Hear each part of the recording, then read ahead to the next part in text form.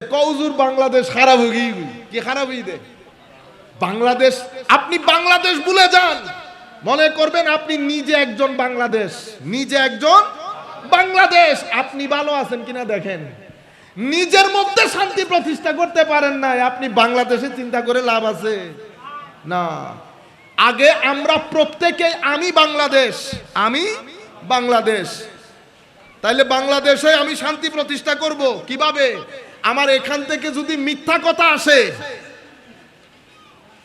গীবত আসে, গালাগালি আসে, তাইলে বাংলাদেশ আর বাংলাদেশ আছে নাই।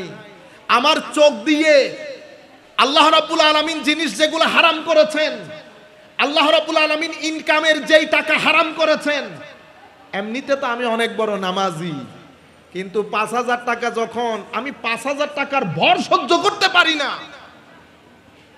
আপনারা বুঝতে পারতেছেন? আল্লাহর বান্দা, বেটা আল্লাহর বান্দা তো এরকম গায়রত পূর্ণ হওয়া চায় যে লাখ টাকা আমার সামনে দিয়ে চলে যাবে, যদি আমার টাকা না হয় তো ওই টাকা আমার কাছে আমার চটি জুতার ফিতার মতো লাগবে, চটি জুতার ফিতার মতো লাগবে। এটাকে বলে গায়রতে ঈমান। বান্দা যখন এই সততা দেখায়, আরশে আজিমের খোদা ফেরেশতাদেরকে নিয়ে আমার ওই বান্দার জিকির করে, দেখ বান্দা। আপনারা বুঝতে পেরেছেন? এটাই হচ্ছে, আমি ছেলেদেরকে বলছি, ইনাবার অনরা এসকলা ওয়াজ মনোনগুজুন, আমি আপনাদেরকে বলতেছি নিজের জীবনের রিয়ালিটি গুলা এরকম করেন।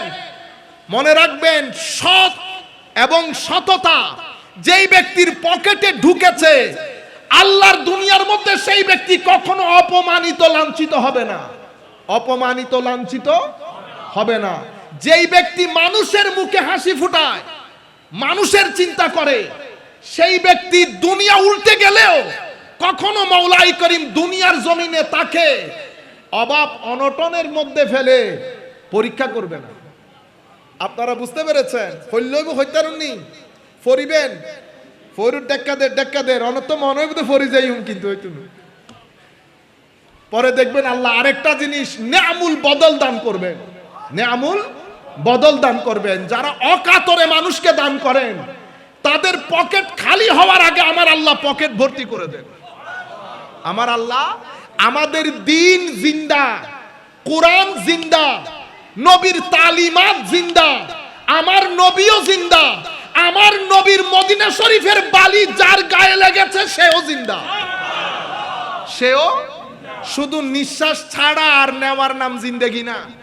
যদি নিঃশ্বাস ছাড়া আর নেওয়ার নাম জিন্দেগি হতো তো আমার আল্লাহ কখনো বলতেন না ইলামু আন্নাল্লাহ ইউহিল আরদা বাদা মাউতিহা।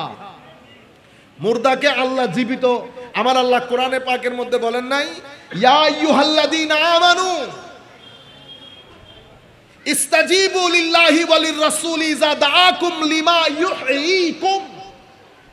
আল্লাহ আল্লাহর রাসূলের ডাকে যারা সাড়া দেয় তাদেরকে আল্লাহ খাস একটা জিন্দেগি দান করেন, খাস একটা। তো যাকে আল্লাহ জিন্দেগি দান করেন, এটা কোন জিন্দেগি? এটা হার্টওয়ালা জিন্দেগি না। হার্টওয়ালা জিন্দেগি তো হার্ট বন্ধ তো আপনি শেষ, আপনি শেষ। কিন্তু আল্লাহর বান্দাদের শেষ এটা না, আল্লাহর বান্দাদের কোনো শেষও নাই, আল্লাহর বান্দাদের কোনো শেষও নাই। লিমা ইউহয়িকুম, কয়টা কোন জিন্দেগি? কয়টা কলব বাতেনের জিন্দেগি। আমি মাদ্রাসার ছাত্র যারা আছেন তাদেরকে বলবো, প্রত্যেক প্রোগ্রামে আমি ইনারে জিন্দেগি যদি ফলরে উগ্র উগ্র প্রশ্ন হইলে ইতারাই ফেসবুকের মধ্যে সব একদিন নগরী অন্তত ইয়ান লই ২-৩ দিন ব্যস্ততা আইব।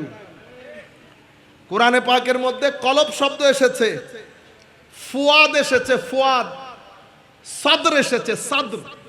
তাহলে কয়টা শব্দ? ৩টা। কলব, ফুয়াদ, ফুয়াদ উম্মে মুসা, ঠিক আছে? কলব, ফুয়াদ, সদর। আপনাদের দায়িত্ব হচ্ছে বেটা ৩ দিন গবেষণা করবেন, কলব মানে কি, ফুয়াদ মানে কি, সদর মানে কি, দুইটার মধ্যে ৩টার মধ্যে ফারাক কি, কোন কোন আয়াতের মধ্যে কলব, সদর, ফুয়াদ এসেছে, শব্দগুলার রেলেভেন্স, এগুলা নিয়ে ২-৩ দিন অন্তত গবেষণা করেন। এগুলা এই ফেসবুকের এই ফিতনাবাজি থেকে অন্তত নিজেদেরকে বাঁচাতে পারবেন। সম্মানিত উপস্থিতি।